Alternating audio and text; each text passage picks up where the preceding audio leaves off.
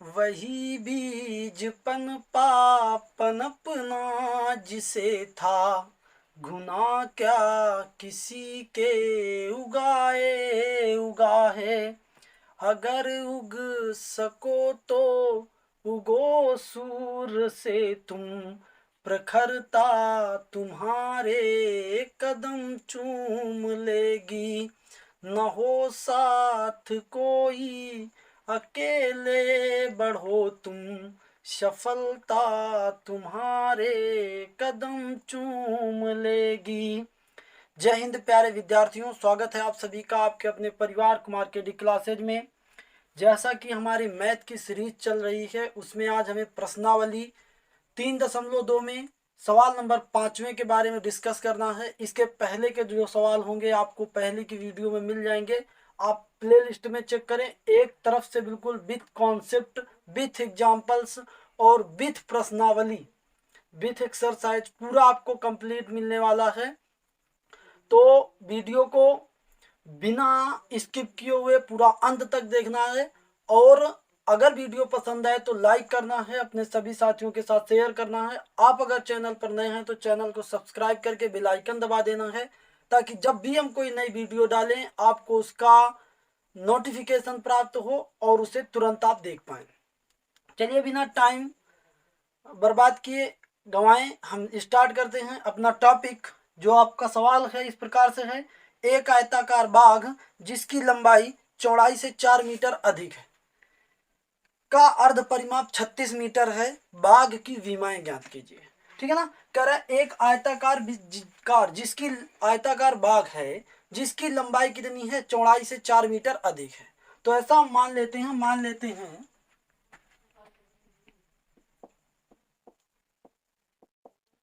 बाघ की लंबाई x मीटर और चौड़ाई y मीटर। ठीक है ना। बाद में फिर इसमें एक चीज कहा गया है, बाघ का जो अर्ध परिमाप है वो कितना है, 36 मीटर है। तो अगर हम इसका परिमाप निकालें तो क्या आएगा, परिमाप देखो आयताकार, आयत का परिमाप होता है 2 गुणे लंबाई धन चौड़ाई, 2 गुणे लंबाई धन चौड़ाई। तो यह आ जाएगा 2, लंबाई हमारा x है, चौड़ाई हमारा y है। जब अर्ध परिमाप कह रहा है तो अर्ध परिमाप हमारा कितना होगा, इसका आधा। ठीक है ना। और ये अर्ध परिमाप जो है वो बराबर किसके हैं, ये हमारा बराबर है 36 मीटर के। कितने के बराबर है, 36 मीटर से। यहां से 2 से 2 कट जाएगा और ये x प्लस वाई बराबर कितना निकल आएगा, 36 मीटर। फिर एक कंडीशन सबसे पहले दी गई थी कि जो लंबाई है वो चौड़ाई से 4 मीटर अधिक है। तो देखो ये लंबाई है x हमारी लंबाई है, y हमारी चौड़ाई है। तो अधिक कौन है, अधिक हमारी लंबाई है, कम कौन है, चौड़ाई है। तो बराबर करने के लिए किस में 4 जोड़ना पड़ेगा, चौड़ाई में जोड़ना पड़ेगा। तो यहाँ पे हम कर देंगे बराबर ये प्लस यहाँ पे कर देंगे 4। तो इसको हम समीकरण ऐसे बना सकते हैं, x माइनस वाई बराबर है कितना, 4। ये आपका समीकरण नंबर फर्स्ट था और ये आपका समीकरण नंबर सेकंड था। इस तरीके से आपने समीकरण प्राप्त कर लिए। अब आप इसको ग्राफीय विधि से हल करेंगे। क्या करेंगे, ग्राफीय विधि से हल करेंगे। तो यहाँ पे x प्लस वाई के लिए पहले सारणी बनाएंगे, x प्लस वाई बराबर ये 36 है। तो इसके लिए अगर सारणी बनाएंगे तो देखो क्या आएगा, आपको सबसे पहले क्या करना होता है, x ऊपर ये y और यहाँ पे करीबन करीबन 3 मान निकालेंगे। ठीक है ना, कितने मान निकालेंगे, 3 मान निकालेंगे। सबसे पहले हमने x का देखो, x की वैल्यू हमने मान लो 0 ली। तो जब x की वैल्यू हम 0 लेंगे तो y की वैल्यू कितनी निकलेगी, 36। यदि हम y की वैल्यू 0 लेंगे तो x की वैल्यू कितनी निकलेगी, 36। यदि बाई चांस x की वैल्यू हम कितनी ले लें, 20, x की वैल्यू कितनी ले लें, 20, तो y की वैल्यू कितनी निकलेगी, y की वैल्यू निकलेगी 60। ठीक है ना, 16। ठीक है ना, y की वैल्यू कितनी निकलेगी, 16 मतलब 16। इसी प्रकार हम दूसरा समीकरण ले, उसके लिए सारणी बनाए। तो उसके लिए यदि हम सारणी बनाएंगे तो देखो, यदि x का मान और ये y, x का मान यदि हम 0 लें तो y का मान कितना निकलेगा, -4। रख के ऊपर देख लेना। अगर हम y का मान 0 लें तो x का मान कितना निकलेगा, 4। यदि हम x का मान कितना लें, 20 लें तो y का मान कितना निकलेगा, देखो x का मान जब यहाँ से लेंगे 20 माइनस वाई बराबर 4, तो यहाँ से आ जाएगा 20 माइनस 4 बराबर है कितना y, तो यह आ जाएगा 16, y बराबर कितना आ जाएगा 16। तो इस तरीके से इसका भी मान निकल आएगा। तो यहाँ पे ये देखो हमें बिंदु प्राप्त हुए, ये एक बिंदु प्राप्त हुआ कितना 0,36, दूसरा बिंदु हमें कितना प्राप्त हुआ 36,0, और ये तीसरा बिंदु प्राप्त हुआ 20,16। इससे हमारा एक बिंदु इसको हम मान लेते हैं a, इसको मान लेते हैं b, इसको मान लेते हैं c। एक हमें तीसरा बिंदु प्राप्त हुआ 0,-4, इसको मान लेते हैं d। एक हमारा बिंदु प्राप्त हुआ 4,0, इसको मान लेते हैं e। एक हमारा बिंदु प्राप्त हुआ 20,16, इसको मान लिया हमने f। ठीक है ना। तो इन सभी बिंदुओं को लेकर के हम क्या बनाएंगे, ग्राफ बनाएंगे। ठीक है ना। तो ग्राफ हमें किस प्रकार से बनाना होता है वो हम आप लोगों को बता चुके हैं। इसके लिए देखो हमने एक ऐसा चतुर्थांश बनाया, इसमें हमने x अक्ष में निर्देशांक, x अक्ष में बिंदुओं को दर्शाया, y अक्ष में बिंदुओं को दर्शाया, x अक्ष की ऋण दिशा में बिंदुओं को दर्शाया, y अक्ष की ऋण दिशा में बिंदुओं को दर्शाया। ये x अक्ष की पॉजिटिव साइड मतलब धन दिशा है, ये x अक्ष की निगेटिव साइड ऋण दिशा, ये x अक्ष वो y अक्ष की धन दिशा, और ये y अक्ष की ऋण दिशा। तो और देखो यहाँ पे जो हमने बिंदु लिए हैं वो 4-4 के अंतर में लिए, मतलब 0 फिर 4 फिर 8 फिर 12 फिर 16, इस तरीके से। क्यों ऐसे लिए, क्योंकि हमें एक बड़े मान तक पहुंचना है, 36 तक पहुंचना है। ठीक है ना। तो अगर ऐसे मान, और 36 हमारा 4 से विभाजित भी हो जाता है, तो हमें कोशिश की जाती है कि हम इस तरीके से बनाएं कि जो विभाजित करने वाला नंबर हो, जिससे विभाजित कर रहा हो, 4 से विभाजित कर रहा है तो 4-4 के अंतर में ले लिया। अगर आपको ऐसा लगता है कि इस फिगर को और छोटा करना चाहते हो तो आप 8-8 का अंतर भी लेकर के बना सकते हो, या आप अगर इसको बड़ा बड़ा बना सकते हो तो 2-2 का अंतर लेकर के, या और बड़ा बना सकते हो तो 1-1 का भी अंतर कर सकते हो। तो देखो यहाँ पे हमारा सबसे पहला बिंदु मिला 0,36, तो 0,36 यहाँ पे बिंदु होगा 0,36, ये वाला बिंदु, और 36,0 ये वाला बिंदु होगा 36,0। तो यदि इनको हम मिलाएं तो इस तरीके से आएगा। ठीक है ना, इस तरीके से ये रेखा आएगी। फिर इस तरीके, फिर आगे हम देखें, इसी में एक बिंदु आ रहा होगा 20,0। अगर इसको ठीक तरीके से मिलाएं ऐसे, तो यहाँ पे एक बिंदु आएगा, ये हमारा आएगा बिंदु 20,16। तो ये तीनों बिंदु देखो, ये बिंदु है हमारा ए, ये बिंदु है हमारा बी, और ये बिंदु है हमारा कितना सी। अब देखो आगे हम देखें, दूसरी रेखा खींचे, हमारा 0,-4 कौन सा बिंदु है, ये 4,0 कौन सा बिंदु है ये। तो इस तरीके से अगर, और फिर अगला बिंदु कौन सा है 20,16, तो 20,16 इस तरीके से ये रेखा जाएगी इस तरीके से। तो ये जो बिंदु मिला ये क्या है, दोनों में उभयनिष्ठ है। क्या है, दोनों में उभयनिष्ठ है। इस रेखा में भी उभयनिष्ठ है, मतलब जिस रेखा जो x + y बराबर 36 को प्रदर्शित करती है उस रेखा में भी ये बिंदु है, और x - y बराबर 4 द्वारा प्रदर्शित रेखा में भी ये बिंदु है। तो ये जो बिंदु निकलेगा इसके x निर्देशाक्ष x का मान हो जाएगा, और जो y निर्देशाक्ष होगा वो किसका हो जाएगा, y का मान हो जाएगा। मतलब इसको बोलते हैं भुज, और इसको बोलते हैं क्या, कोटि। तो जो भुज होगा वो x का मान होगा, और जो कोटि होगा वो y का मान होगा। ठीक है ना। इस तरीके से हम इसका परिमाप, वो इसमें हम लंबाई और चौड़ाई ज्ञात कर सकते थे। तो लंबाई आई कितनी 20 मीटर, और चौड़ाई आई कितनी 16 मीटर। अब आप देखेंगे दोनों को घटाएंगे तो अंतर कितना आएगा, 4 आएगा। ठीक है ना। और यहाँ पे अगर दोनों का अर्ध परिमाप निकालोगे, ठीक है ना, तो अर्ध परिमाप x + y बराबर 36 आएगा। ठीक है ना। आगे हम देखते हैं सवाल नंबर 6। सवाल नंबर 6 हमारा किस प्रकार से कह रहा है, एक रैखिक समीकरण 2x + 3y - 8 बराबर 0 दी गई है। दो चरों में से एक ऐसी और रैखिक समीकरण लिखिए ताकि प्राप्त युग्म का ज्यामितीय निरूपण जैसा कि प्रतिच्छेद करती रेखाएं हो, समांतर रेखाएं हो, संपाती रेखाएं हो। तो देखिए जब रेखा प्रतिच्छेद करती है तो आपको पता होना चाहिए कि एक निश्चित हल प्राप्त होता है। ठीक है ना। तो निश्चित हल प्राप्त कैसे होगा, यदि हम मान लेते हैं इसको, यदि हम देखो हल करें, इसका कोई एक बिंदु निकालें जो इसका हल हो, जो इसको संतुष्ट करे। तो यदि हम x की वैल्यू कितनी ले लें 1, और y की वैल्यू कितनी ले लें 2, तो यहाँ पे कितना आ जाएगा 2 × 1 + 3 × 2 - 8, तो यह आ जाएगा 2 + 6 माइनस 8, ये 8 माइनस 8 आ जाएगा कितना 0। तो देखो जब हमने ये मान लिए, ठीक है ना, तो इस समीकरण को x बराबर 1 और y बराबर 2 क्या कर रहे हैं, संतुष्ट कर रहे हैं।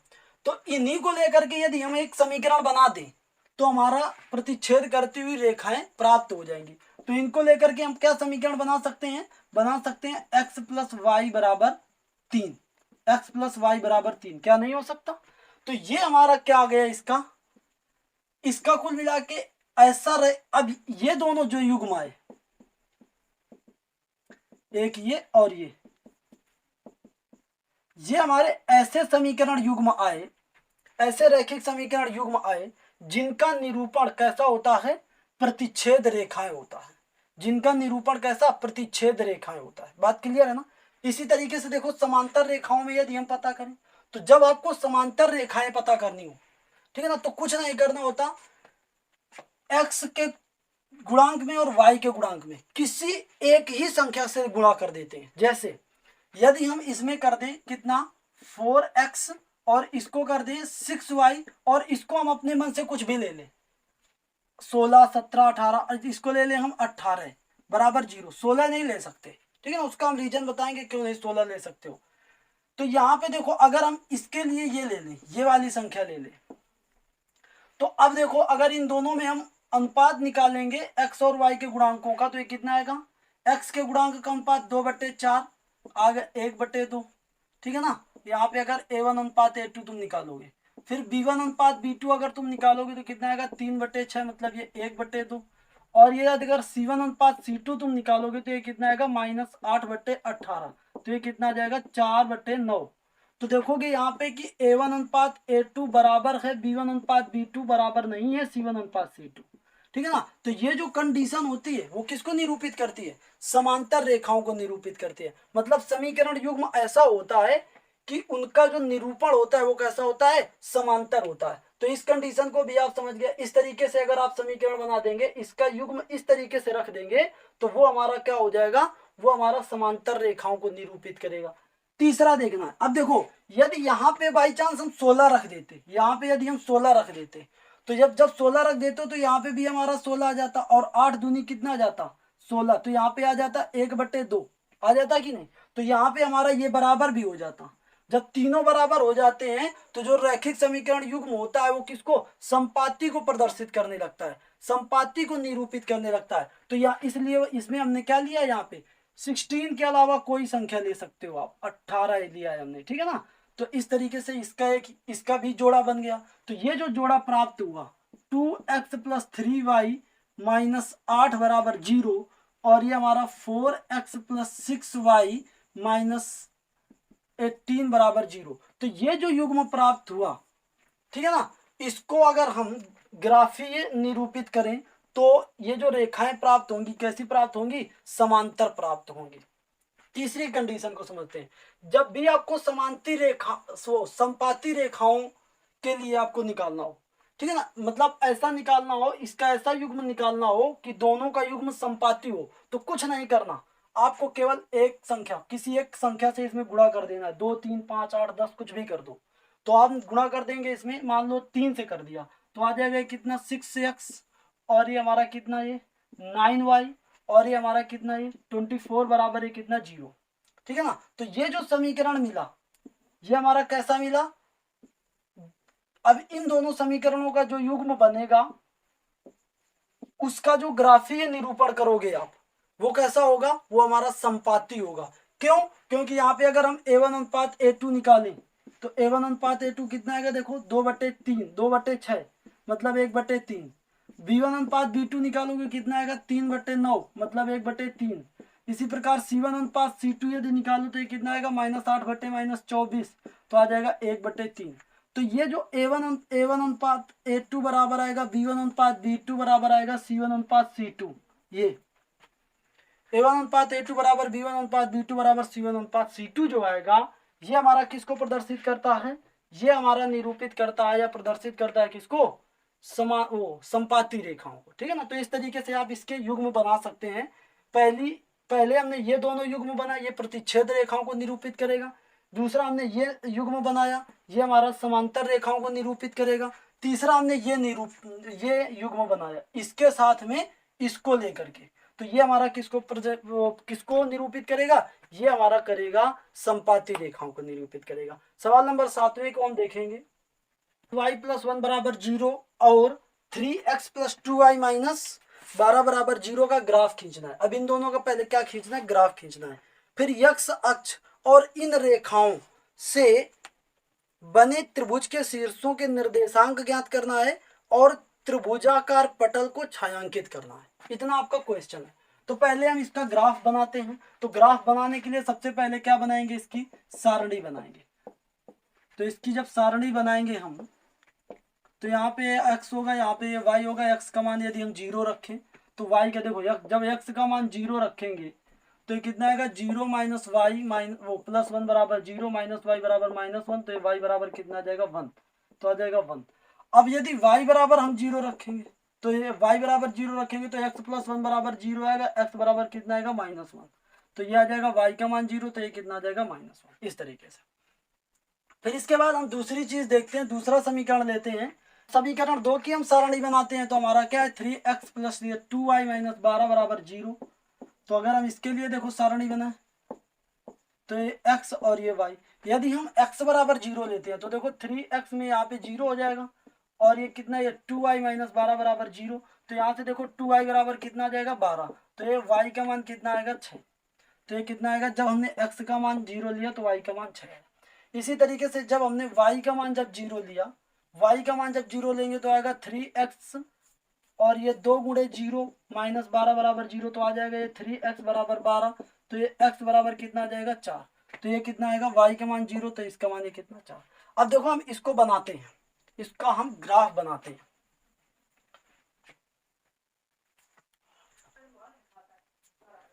अब देखेंगे यहाँ पे ग्राफ बनाने के लिए हमने क्या किया, इस तरीके से हमने इसको बनाया। और फिर देखो इस पे एक बिंदु मिल रहा है 0,1, फिर एक बिंदु मिल रहा है -1,0, फिर एक बिंदु हमारा है कितना, 0,6, एक बिंदु हमारा है कितना, 4,0। ठीक है ना। तो पहली रेखा को पहले बनाते हैं। पहले हम इस रेखा को दर्शाते हैं इसमें। तो 0,1 कहाँ पे होगा, 0,1 हमारा यहाँ पे होगा, 0,1। फिर इसके बाद हमारा -1,0 कहाँ पे होगा, तो -1,0 ये होगा। तो इसको हमने इस तरीके से दर्शाया, इस तरीके से। फिर आगे हम जाएंगे दूसरी रेखा के लिए। तो यहाँ पे कितना है, 0,6, तो 0,6 हमारा ये है। फिर इसके बाद हमारा कितना है, 4,0, तो ये 4,0 हमारा ये है। अब इसको हम यदि दर्शाएं तो इस तरीके से आएगा। तो ये जो बिंदु मिलेगा, ठीक है ना, ये बिंदु हमारा क्या होगा, एक दूसरे को, ये बिंदु हमारा दोनों में उभयनिष्ठ होगा।